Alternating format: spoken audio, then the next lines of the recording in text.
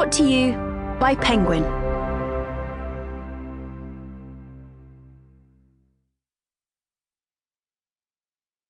Have a Little Faith, written and read by me, the Reverend Kate Bottley. Introduction.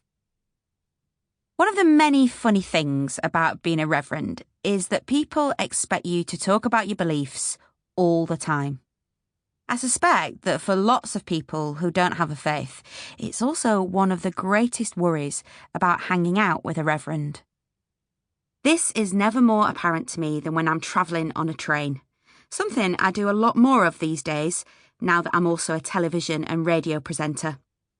Wearing a dog collar means I can pretty much always bag a double seat to myself on a train. I reckon people think if they sit next to me, I'll start talking to them about the Bible, so they'll sit anywhere else but next to me. It's true. I do like to talk about my faith. But let me ask you this. Do you want to talk about your job when you're on the train home after a long day?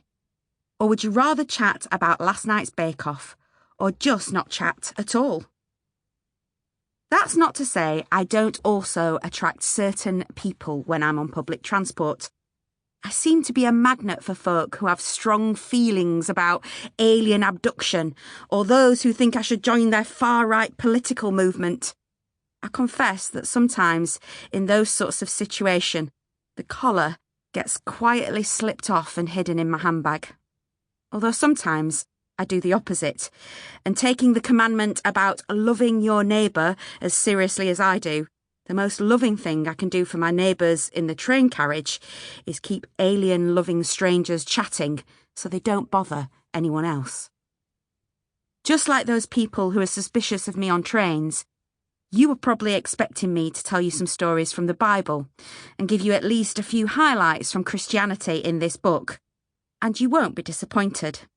But don't worry, there are plenty of other non-Bible related stories too, even one about me and Claire Balding on the wheel.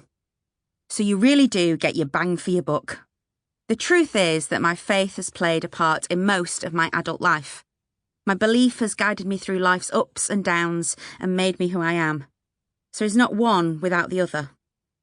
And that's what I'm all about, showing that faith plays a part in normal life and vice versa. I'm a fully paid up Christian, so the only faith I really know how to talk about at any length is Christianity. And I would never presume to try to explain someone else's faith to you or them.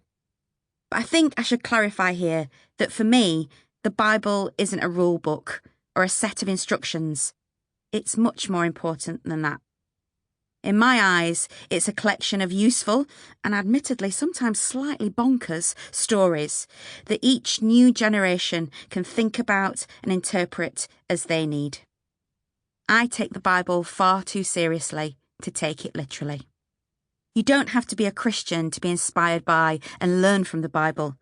It's a document that has informed our culture and is the basis of many societies. Even if you don't see it as a sacred text, it is an influential one. And you don't need to know the Bible or any other religious text off by heart to have a bit of faith. So yes, this book is about faith, but it's also just about being human. Because believing in things is part and parcel of our existence. I promise not to go on too much about the time that Jesus went to a wedding, or when Noah built an ark, or Jacob made his favourite son a shiny new robe. You can read the Bible yourself without me telling you what's in it.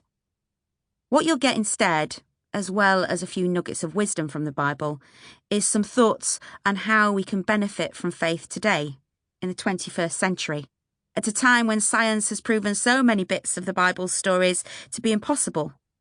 And so many of us are wondering what the future holds for the human race. So, what is faith? First, I'd like to say that faith is a really normal thing. Okay, so perhaps some of the stories within the Christian faith, like men who can walk on water and come back from the dead, are anything but normal.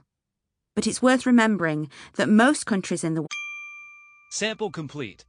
Ready to continue?